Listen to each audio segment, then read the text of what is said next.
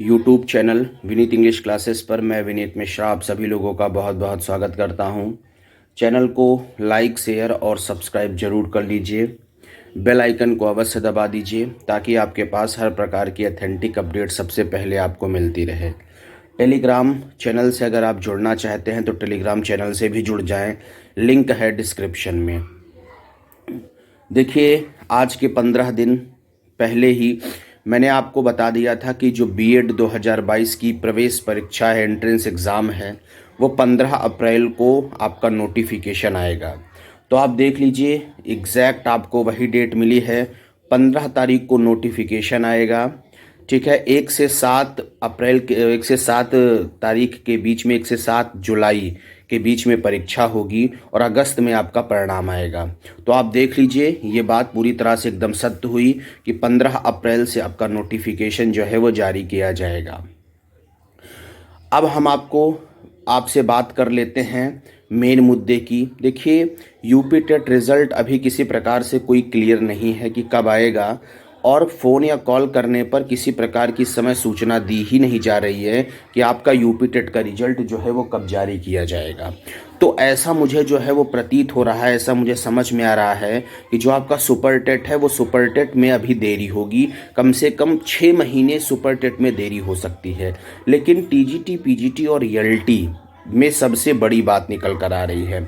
देखिए, TGT, PGT और LT ये एक बड़ा मुद्दा है, इस समय बहुत बड़ा मुद्दा है।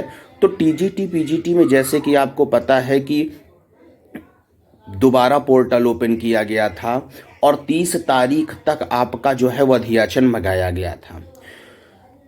अब ये सुनने में आ रहा है कि जो तदर्थ का है, तदर्थ पद का जो है वो अध्याचन प्राप्त नहीं हो रहा है।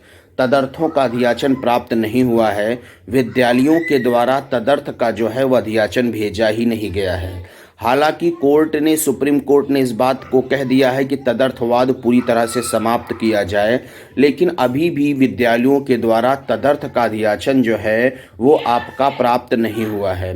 और मैं आपको ये बात बता देना चाहता हूँ, पूरी तरह से 100% आप जान लीजिए कि आपका जो है वो कुछ अध्याचन बढ़े हैं। जैसे कि 5,000 अध्याचन जो थे, वो 5,000 अध्याचन के बाद आपके कुछ पदों के भी अध्याचन बढ़े हुए हैं, लेकिन एग्जैक्ट संख्या उनकी वहाँ से आप ये जान लीजिए शिक्षा निदेशालय से जानकारी नहीं दी गई है। ठीक है, एग्जैक्ट संख्या की जानकारी किसी भी प्रकार से नहीं है कि आपके एग्जैक्ट कितने पद जो है वो बढ़े हुए हैं। हालांकि ये जानकारी है कि पद बढ़े हुए हैं। आज उनसे दोबारा और फिर से संपर्क किया जाएगा और एग्जैक्ट की जानकारी जो है वो ली जाएगी कि एग्जैक्ट कितने पद बढ़े हुए हैं। अगर वो बताते हैं तो आपको जानकारी दी जाएगी। तो ये अंदाज़ा लग रहा है कि 10,000 पदों पर टीजीटी पीजीटी की वैकेंसी, केवल अंदाजा है, एग्जैक्ट नहीं है, 10,000 पदों पर टीजीटी पीजीटी की वैकेंसी जारी की जा सकती है। ठीक है, और एलटी, जो एलटी का मुद्दा है, वो एलटी का मुद्दा यह है कि यूजीसी को जो है वो आपका एलटी का जो है वो यूजीसी को आपका पत्र लिखा गया है और अभी तक आहर्ता विवाद सॉल्व नहीं हुआ है।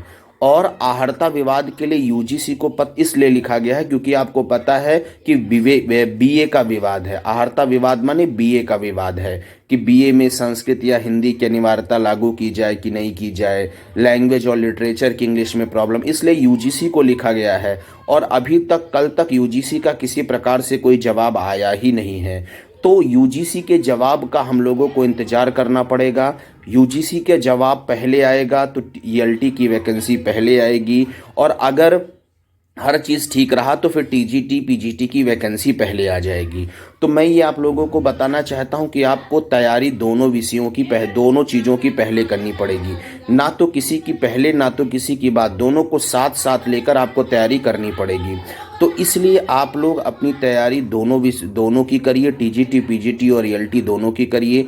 एक चीज़ की तैयारी कर कर आपको दिक्कतों का जो है वो सामना करना पड़ सकता है, क्योंकि यूपी एलटी ग्रेड की वैकेंसी भी पहले आ सकती है और टीजीटी पीजीटी की भी वैकेंसी पहले आ सकती है, क्योंकि दोनों एक जगह पर जाकर बैठी हुई हैं। ठीक है, किसी को प्रायिकता नहीं दी जा सकती, किसी को प्राथमिकता नहीं दी जा सकती कि ये वैकेंसी जो है वो आपकी पहले आएगी।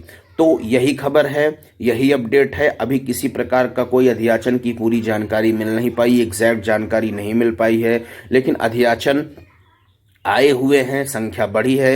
ये इस प्रकार की जानकारी जो है वो शिक्षा निदेशालय से कल प्राप्त हुई है। तो आप लोग हमारे चैनल पर बने रहिए, चैनल को लाइक शेयर और सब्सक्राइब जरूर कर लीजिए, बेल आइकन को अवश्य दबा दीजिए ताकि आपको हर प्रकार की ऑथेंटिक अपडेट सबसे पहले यहाँ से मिलती रहे। आप सभी को बहुत बहुत धन्यवाद।